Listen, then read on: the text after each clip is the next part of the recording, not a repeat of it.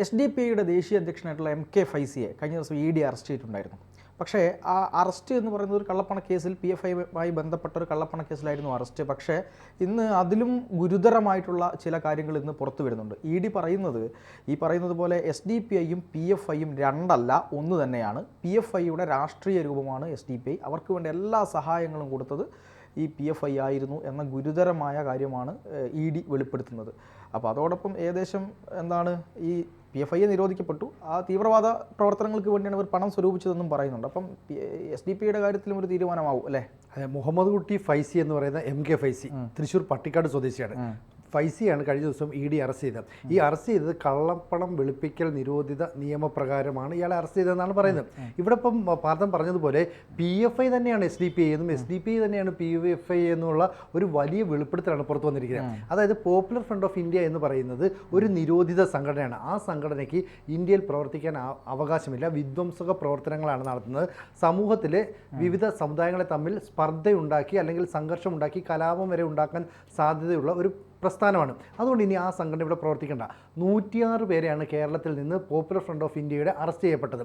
ഇവരിൽ നിന്നും വൻതോതിൽ പണവും കണ്ടെത്തി. ഏതാണ്ട് 61 കോടിയിലധികം രൂപയുടെ ആസ്തികളാണ് മരവിപ്പിച്ചിട്ടുള്ളത്, അല്ലെങ്കിൽ കേന്ദ്ര സർക്കാർ പിടിച്ചെടുത്തിട്ടുള്ളത്. ഇപ്പോൾ PFIയുടെ തന്നെ അന്ന് ഈ നേതാക്കളുടെ ലിസ്റ്റിലുണ്ടായിരുന്ന ഒരാളാണ് MK ഫൈസി. പക്ഷേ അന്ന് അദ്ദേഹം SDP-യുടെ തലപ്പത്താണ് ഉള്ളത് എന്നതുകൊണ്ട് തന്നെ അറസ്റ്റ് ചെയ്തിരുന്നില്ല. പക്ഷേ ഈ പറയുന്ന വ്യക്തി കഴിഞ്ഞ കുറച്ച് കാലമായി EDയുടെ കേന്ദ്ര ഏജൻസികളുടെയൊക്കെ നിരീക്ഷണത്തിലായിരുന്നു. അതുകൊണ്ടാണ് ഇയാളെ അറസ്റ്റ് ചെയ്യുന്നത്. ഇപ്പോൾ ED പറയുന്നത് എന്താണെന്ന് വെച്ചാൽ കഴിഞ്ഞ 2019 തെരഞ്ഞെടുപ്പ് കാലത്തെ വരെ കണക്കനുസരിച്ച് ഏതാണ്ട് 3.25 കോടി രൂപയുടെ പണം ഈ SDP-യിലേക്ക് എത്തി. അപ്പോൾ SDP-യിലേക്ക് പണം എത്തിച്ചത് PFI ആണ്. അപ്പം വിദേശ രാജ്യങ്ങളിൽ നിന്ന്, പ്രത്യേകിച്ച് ഗൾഫ് കൺട്രീസിൽ നിന്ന് അടക്കം പണം പിരിക്കാം, തെരഞ്ഞെടുപ്പ് പ്രവർത്തനങ്ങൾക്ക് മറ്റു കാര്യങ്ങൾക്കൊക്കെ വേണ്ടിയിട്ട് പണം പിരിക്കാനായിട്ട് പോപ്പുലർ ഫ്രണ്ട് ഓഫ് ഇന്ത്യ SDP-ക്ക് അനുവാദം നൽകിയെന്നാണ് പറയുന്നത്. പക്ഷേ പണം പിരിച്ചത് മുഴുവൻ ഈ PFI ആണ്. മാത്രമല്ല ഇത് ബാങ്ക് ട്രാൻസാക്ഷൻ വഴിയല്ല ഈ PFI പിന്നെ SDP-ക്ക് എത്തിയത്. അപ്പോൾ ബാങ്കിൽ ഇത് സംബന്ധിച്ചുള്ള ഇടപാടിൻ്റെ യാതൊരു കാര്യമില്ല. അപ്പോൾ ബാങ്ക് ട്രാൻസാക്ഷൻ നടന്നിട്ടില്ലെങ്കിൽ പിന്നെ എങ്ങനെ? അപ്പോൾ പണം വൻതോതിൽ നേരിട്ട് SDP-യുടെ കൈകളിലേക്ക് എത്തുന്നു എന്ന് പറഞ്ഞാൽ അതൊരു ഹവാല ഇടപാടായിട്ട് കണക്കാക്കാം. അപ്പോൾ നേരായ മാർഗത്തിലല്ല. അപ്പം പണം വെളുപ്പിക്കലാണ് ഇവിടെ നടന്നതെന്നാണ് പറയപ്പെടുന്ന ഒരു ആരോപണം. ഇത്രയും പൈസ എന്തിനാണ് SDP-യിലേക്ക് വന്നത്? അപ്പോൾ PFIയുമായി ബന്ധപ്പെട്ട് നടത്തിയ പ്രവർത്തനങ്ങളിൽ ചില ആളുകൾ പ്രതികളാക്കപ്പെട്ടിട്ടുണ്ട്, ചിലർ കേസിൽപ്പെട്ടിട്ടുണ്ട്. ഇവരുടെയൊക്കെ കേസ് നടത്തണം. ഹൈക്കോടതിയിലെ അഭിഭാഷകർ, സുപ്രീം കോടതിയിലെ അഭിഭാഷകരൊക്കെ തന്നെ ഇത്തരം കേസിൽ അപ്പിയർ ചെയ്യണമെങ്കിൽ വലിയ തോതിൽ ചിലവുണ്ട്. ഈ ചിലവിന് വേണ്ട പണം എല്ലാം നൽകുന്നത് പോപ്പുലർ ഫ്രണ്ട് ഓഫ് ഇന്ത്യയാണ്.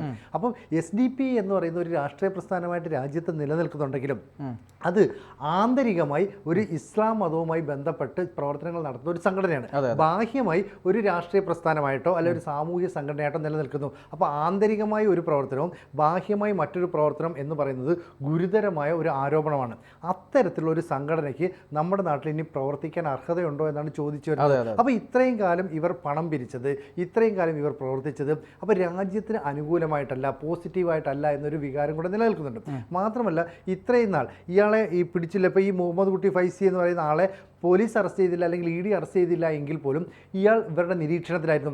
അപ്പോൾ PFIയുടെ നേതാക്കളെല്ലാം തന്നെ അകത്തു പോയിട്ടും ഇയാൾ ഇപ്പോഴും അറസ്റ്റ് ചെയ്ത പുറത്ത് നിന്നപ്പോൾ സ്വാഭാവികമായും മറ്റ് നെറ്റ്വർക്കുകളിലേക്ക് ഇദ്ദേഹത്തിൻ്റെ കണക്ഷൻ പോയി. ഇത് കേന്ദ്ര ഏജൻസികൾ നിരീക്ഷിച്ചു.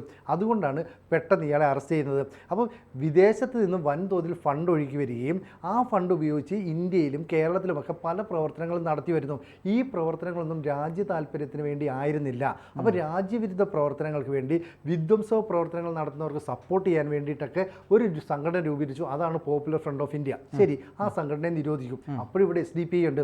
അപ്പോൾ PFIയുടെ മുഴുവൻ നേതാക്കളെയും അറസ്റ്റ് ചെയ്തുകൊണ്ട് പോയെങ്കിൽ പോലും അതിൻ്റെ ഈ ബീജം വീണ് കിടക്കുന്ന ചില പ്രദേശങ്ങളുണ്ടല്ലോ, അവിടെ നിന്ന് അത് മുള പൊട്ടും. അങ്ങനെ മുള പൊട്ടിയ നമ്മൾ അണികൾ എന്ന് പറയുന്ന ആളുകൾ, ഇവരെല്ലാം തന്നെ പല രാഷ്ട്രീയ പാർട്ടികളിലേക്ക് ചേക്കേറിയെന്നാണ് കരുതുന്നത്. പക്ഷേ രാഷ്ട്രീയ പാർട്ടികളിലേക്ക് ചേക്കേറിയെങ്കിലും ആത്യന്തികമായി ഇവർ SDP-യുടെ ഒരു നിയന്ത്രണത്തിൽ തന്നെയാണ്. അതാണ് ബാഹ്യമായി ഒരു പ്രവർത്തനവും ആന്തരികമായി മറ്റൊരു പ്രവർത്തനവും. ഇപ്പോൾ കുറേ പ്രവർത്തകർക്ക് ഒരു നേതൃത്വം ഇല്ലാതെ വരുന്നു പോപ്പുലർ ഫ്രണ്ടിന്. അവർ എവിടേക്കോ സ്പ്ലിറ്റ് ചെയ്യപ്പെട്ടു. അവരിൽ കുറച്ചുപേർ CPM-ൽ എത്തപ്പെടും, കുറച്ചുപേർ കോൺഗ്രസിൽ എത്തപ്പെടും, കുറച്ചുപേർ മുസ്ലിം ലീഗിലെത്തും, കുറച്ചുപേർ CPI-ലെത്തും, ജനതാദളിലെത്തും. അങ്ങനെ വിവിധ പാർട്ടികളിലായി ഇവർ ചേർന്ന് പ്രവർത്തിക്കുന്നുണ്ടെങ്കിലും ഇവരെ ഒരു മൊബൈൽ ഫോൺ കണക്ഷനിലൂടെ, ഒരു വാട്സാപ്പ് മെസ്സേജിലൂടെ ഒന്നിപ്പിക്കാൻ സാധിക്കും. ഏതാനും ദിവസങ്ങൾക്ക് മുമ്പ് കൊല്ലത്ത് SDP ഒരു ജാഥ സംഘടിപ്പിച്ചു, ഒരു റാലി. ഈ റാലിയിൽ വൻതോതിലുള്ള ഒരു ജനസഞ്ചയം ഒത്തുകൂടി. ശരിക്കും പറഞ്ഞാൽ മുഖ്യധാര രാഷ്ട്രീയ പാർട്ടികൾ ഞെട്ടിപ്പോയി. ഇവർക്ക് എങ്ങനെയാണ് ഇത്രയധികം ആളുകളെ സംഘടിപ്പിക്കാൻ കഴിഞ്ഞത്? അതിൽ പർദ്ദയിട്ട സ്ത്രീകൾ, ചെറിയ കുട്ടികൾ, പ്രായമായ പുരുഷന്മാരും യുവാക്കൾ, ഇവരുടെയൊക്കെ ഒരു വലിയ ടീമുണ്ടായിരുന്നു. ഇതിൽ മലയാളികളല്ലാത്ത ആളുകൾ കൂടി പങ്കെടുത്തു എന്ന് പറഞ്ഞാൽ ഇതര സംസ്ഥാന തൊഴിലാളികൾക്കിടയിൽ പോലും ഇവർ ഈ സ്വാധീനം ഉണ്ടാക്കി. അപ്പോൾ പോപ്പുലർ ഫ്രണ്ട് ലഭിക്കുന്ന പണം, അവർ പിരിച്ചെടുക്കുന്ന പണം നേരായ മാർഗത്തിലൂടെ അല്ല വിനിയോഗിക്കുന്നത്. ഇവർ കള്ളപ്പണം വെളുപ്പിക്കുകയാണ് ചെയ്തതെന്ന് ഇ ഡി കണ്ടെത്തുകയാണ്. ഇത്തരം പ്രവർത്തനങ്ങളെക്കുറിച്ച് ഇ ഡിക്ക് നേരത്തെ ധാരണയുണ്ടായിരുന്നെന്നും ഇത് സംബന്ധിച്ചുള്ള അന്വേഷണം നടക്കുകയായിരുന്നു എന്നാണ് പറയുന്നത്. ഇപ്പോൾ പ്രകാശ് ജാവ്ദേക്കർ കേന്ദ്രമന്ത്രി നേരത്തെ തന്നെ പറഞ്ഞിട്ടുണ്ട്. അദ്ദേഹം ഈ കേരളത്തിൻ്റെ പ്രഭാരി കൂടിയാണ്. അതെ. അദ്ദേഹം പറഞ്ഞു ഈ പോപ്പുലർ ഫ്രണ്ട് ഓഫ് ഇന്ത്യയെ നമ്മൾ നിരോധിച്ചാണ്, പിന്നെ അത്തരത്തിലൊരു സംഘടനയെ നമ്മൾ നോക്കേണ്ട കാര്യമില്ല, മാത്രമല്ല അവരുടെ പ്രവർത്തനങ്ങളെ നമ്മൾ അംഗീകരിക്കേണ്ട കാര്യമില്ല എന്ന് പറയുന്നുണ്ട്. അപ്പോൾ ഇത്രയും കാലം ഇവിടെ SDPI പ്രവർത്തിച്ചല്ലോ, ഈ PFIയുടെ പ്രവർത്തകർ തന്നെ ആയിരിക്കില്ലേ SDPIയുടെ ബാനറിന് കീഴിൽ അണിനിരക്കുന്നത്? അങ്ങനെയാണെങ്കിൽ ഈ പറയുന്ന ED യുടെ അറസ്റ്റിന് പിന്നിൽ ഒരുപാട് കാര്യങ്ങൾ ഇനിയും വെളിപ്പെടാനുണ്ടാവില്ലേ? തീർച്ചയായിട്ടും. അതായത് SDPI ബന്ധപ്പെട്ട് SDPI എന്ന് പറയുന്നത് ഈ പറയുന്ന പോലെ PFIയുടെ ഒരു രാഷ്ട്രീയ സംഘടനയാണ് എന്ന ഗുരുതരമായ വെളിപ്പെടുത്തൽ തന്നെയാണ് ഇപ്പോൾ പുറത്തു വന്നത്.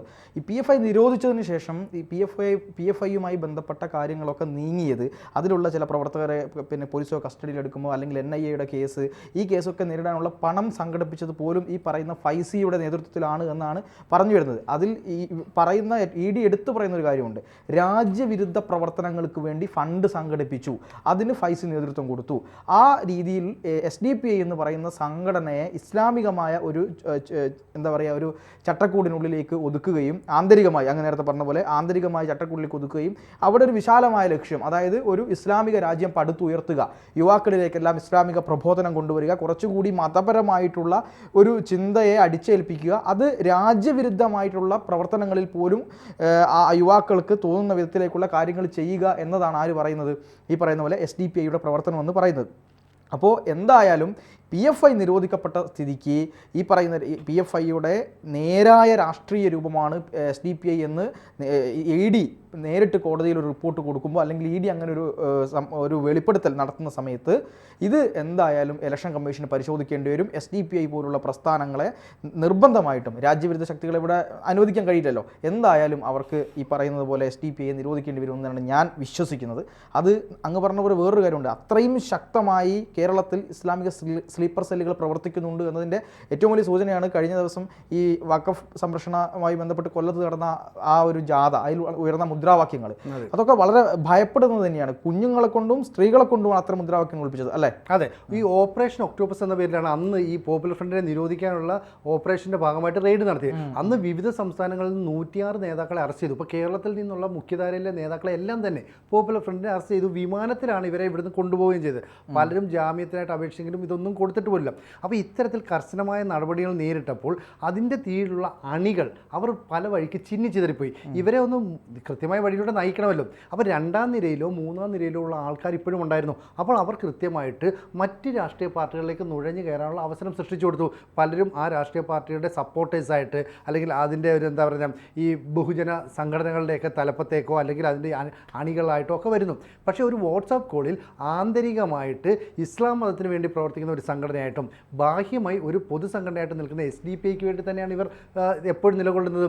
ഇപ്പോൾ ഈ പ്രകാശ് ജാവ്ദേക്കർ ഇത്തരം കാര്യങ്ങൾ തുറന്നു പറയാനുള്ള കാരണം, ഇത്രയും കാലം SDPI LDFുമായും UDFുമായും ബന്ധം പുലർത്തിയിരുന്നു.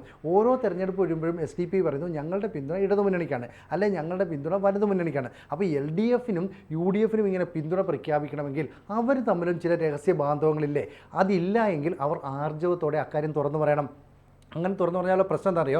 ഇടതുമുന്നണിയുടെയോ കോൺഗ്രസിൻ്റെയോ ഈ തെരഞ്ഞെടുപ്പ് ഫണ്ടിലേക്ക് SDPI അല്ലെങ്കിൽ PFI വൻതോതിൽ ഫണ്ട് കൊടുത്തിട്ടുണ്ടെങ്കിൽ എന്ത് ചെയ്യാൻ പറ്റും? കാരണം ഇവർ വിദേശ രാജ്യങ്ങളിൽ നിന്ന് വൻതോതിൽ പണം പിരിച്ചിട്ടുണ്ടല്ലോ. ഈ പണം പിരിച്ചത് മാത്രമല്ല, ഇത് ബാങ്ക് ട്രാൻസാക്ഷൻ വഴിയല്ല ഇവരിലേക്ക് എത്തിച്ചത്, ഇവർ നേരിട്ട് പണം കൈമാറുകയാണ് ചെയ്തത്. അങ്ങനെ 3.25 കോടി രൂപയുടെ ഇടപാട് നേരിട്ട് നടത്താൻ നമ്മുടെ സംസ്ഥാനത്ത്, നമ്മുടെ രാജ്യത്ത് നിയമം അനുവദിക്കുന്നില്ല. അതെപ്പോഴും തന്നെ ഈ നിയമത്തിന് വിധേയമായിരിക്കണം. അപ്പോൾ ഇത് കള്ളപ്പണമാണ്, ഇത് വെളുപ്പിക്കുകയാണ് ചെയ്തത്. അപ്പോൾ രാഷ്ട്രീയ പാർട്ടികൾ തെരഞ്ഞെടുപ്പിൻ്റെ ബലത്തിൽ അത് ചെയ്യാറുണ്ടായിരിക്കാം. ഇവിടെ SDPI ചെയ്യുന്നത് വിധ്വംസക പ്രവർത്തനങ്ങൾക്ക് വേണ്ടി ഈ ഫണ്ട് പിരിച്ചെടുക്കുകയും അത് ഈ PFIയുടെ നിർദ്ദേശം അനുസരിച്ച് ചെലവഴിക്കുകയും ചെയ്തു. അതായത് SDP തെരഞ്ഞെടുപ്പിൽ മത്സരിക്കുമ്പോൾ ആരെ സ്ഥാനാർത്ഥിയാക്കണം, എന്ത് മാനദണ്ഡമുള്ളവരെ തെരഞ്ഞെടുപ്പിലേക്ക് കൊണ്ടുവരണമെന്ന് തീരുമാനിക്കുന്നത് PFI ആണ്. ആ PFIയുടെ നിർദ്ദേശം അനുസരിച്ച് മാത്രമാണ് SDP സ്ഥാനാർത്ഥിയെ നിർദ്ദേശിച്ചത്. ആ സ്ഥാനാർത്ഥികൾക്കായിട്ട് ഇവർ വൻതോതിൽ പണമൊഴുക്കി. ഇവരുമായി ബന്ധപ്പെട്ട കേസുകളിൽപ്പെട്ട നിരവധി ആളുകൾക്ക് കേസ് നടത്താൻ ഇത്തരത്തിൽ പണം സ്വരൂപിച്ചത് ചെലവഴിച്ചു. ഇതെല്ലാം തന്നെ ED കണ്ടെത്തി. ഇനി ഇതിൻ്റെ സോഴ്സ് എന്താണ്, എവിടെ നിന്ന് കിട്ടി, എവിടേക്ക് പോയി എന്നൊക്കെ മറുപടി പറയേണ്ട വ്യക്തി MK ഫൈസിയാണ്. ഈ MK ഫൈസി എന്ന് പറയുന്ന വ്യക്തിയെ ഇപ്പോൾ പുറത്ത് നിർത്തിയപ്പോൾ ആളുകൾ അന്ന് കരുതിയത് ഇത് SDP ആണല്ലോ, ഇനി വേണ്ടല്ലോ എന്നൊക്കെയാണ്. പക്ഷേ ഈ പോപ്പുലർ ഫ്രണ്ടിൻ്റെയും സിമിയുടെയും സംഘാടനത്തിൽ മുഖ്യ ചുമതല ഈ ഫൈസിക്കുണ്ടായിരുന്നു. അതിനുശേഷമാണ് ഫൈസിയെ SDP-യുടെ തലപ്പത്തേക്ക് കൊണ്ടുവന്നത്. അപ്പോൾ സിമി എന്ന് പറയുന്ന സാമൂഹ്യ സംഘടനയെന്നോ അല്ലെ ഈ പോപ്പുലർ ഫ്രണ്ട് എന്ന് പറയുന്ന സാമൂഹ്യ സംഘടനയിലോ ഈ ഫൈസി ഇല്ലെന്ന് പറയുന്നു. ഈ രണ്ട് പാർട്ടികളും അല്ലെങ്കിൽ സംഘടനകളും സാമൂഹ്യ സംഘടനകളല്ലെന്നും വിധ്വംസക പ്രവർത്തനങ്ങൾ നടത്തുന്ന രാജ്യ താല്പര്യത്തിന് വിരുദ്ധമായി പ്രവർത്തിക്കുന്ന സംഘടനയാണെന്നും കേന്ദ്ര ഏജൻസികൾ കണ്ടെത്തി. അതുകൊണ്ടാണ് ഓപ്പറേഷൻ ഒക്ടോപ്പസ് എന്ന് പറയുന്ന ഒരു റെയ്ഡൊക്കെ നടത്തുന്നത്, പിന്നീട് ഈ സംഘടനയെ നിരോധിക്കുന്നത്.